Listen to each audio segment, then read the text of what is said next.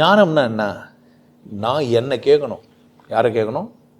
என்ன கேட்கணும். என் கண்கள் உன்னை காட்டுகிறதா? உன்னை நான் பார்க்க முடியுமா? நான் ஏன் பார்க்கல? எனக்கு ஏன் அவ்வளோ மமதை அந்த பொருள் மேலே? அந்த பொருள் பக்கத்துலையே எனக்கு அவ்வளோ அக்கறை. எனக்கு எது தடையாக இருக்குது? நான் ஏன் இந்த பொருள்களெல்லாம் பார்க்குறேன்? தெரியுதுன்றதுனால தானே பார்க்குறேன். அப்போ கண்ணே தெரியக்கூடாதா எனக்கு? யாரை கேட்கணும் நீங்கள்? இதுக்கு தான் சத் சங்கமே. நான் ஏன் பொருள் மயக்கம் கொண்டிருக்கிறேன்? நான் ஏன் கடவுளை பார்க்கல? நான் ஏன்னா எனக்குள்ளே இருக்கிற ஆணவம் என்னால் என்ன உடம்பில்லை. எனக்குள்ளே இருக்கிற ஜாதி, எனக்குள்ளே இருக்கிற மதம், அது தாழ்ந்திருக்கலாம், உயர்ந்திருக்கலாம். நீங்கள் தாழ்த்தப்பட்டவராக இருந்தாலும் கூட ஜாதி வரியன் தான். நீங்கள் ஜாதி வரியன்னா பாப்பம் கிடையாது, பள்ளம் கிடையாது, நாக்கியம் கிடையாது, மூலையும் கிடையாது. நீங்கள் தப்பாலாம் நினச்சக்கூடாது. நான் ஒரு தாழ்த்தப்பட்டவன்னு சொல்கிறவங்க கூட யார் தான்? ஜாதி வரியன் தான். நான் பிறரால் தாழ்த்தப்பட்டவன்னு ஒத்துக்கூடாது. ஆணவம் தான் ஒத்துக்குச்சு. ஒருவன் எப்போ பணிவானான்னா ஆணவத்தில். ஒருத்தரை பார்த்து வணக்கம் பண்ணி காலில் ஒரு மதிப்பாக இருக்குது, ஆணவத்தில் கூட இருக்கும்.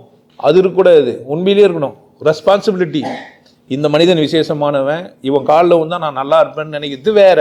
நான் இவன் காலில் வந்து நான் பெருமையானவன் நினச்சிக்கிறது வேற. ரெண்டு விஷயம் இருக்குது. காலில் ஒரே சம்பவம் தான், ஆனால் அணுகுமுறை மாறுது. அணுகுமுறை தான் இங்கே மேட்ரு. அப்போ ஞானம்னா அணுகுமுறையை மாற்றுறது தான். அப்போது நான் ஏன் இந்த வெட்ட வெளியே பார்க்கல? குரு சொன்ன பயிற்சியும் செஞ்சுனே இருக்கணும். நடுவில் கேள்வி யாரை கேட்கணும்? நானே என்ன கேட்கணும்? நான் ஏன் பார்க்கல? பயிற்சியெல்லாம் ஒழுங்காக தான் செஞ்சுக்கிறேன், டெய்லியும் தான். ஏன் எனக்கு பார்க்கல? ஏதோ திமிரில் நான் என்ன பண்ணுறேன் எனக்கு தெரியாது.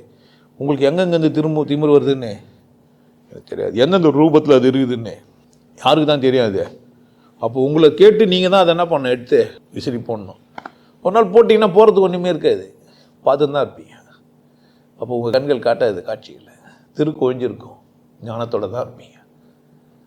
அப்போ கரியதோர் முகத்தில் ஒத்த கற்பகத்தை கைத்தோழ கலைகள் நூல்கள் ஞானம் கருத்தில் வருது. அப்போ இது பிறவிக்கும் அதுக்கும் சம்மந்தம் இல்லவே இல்லை.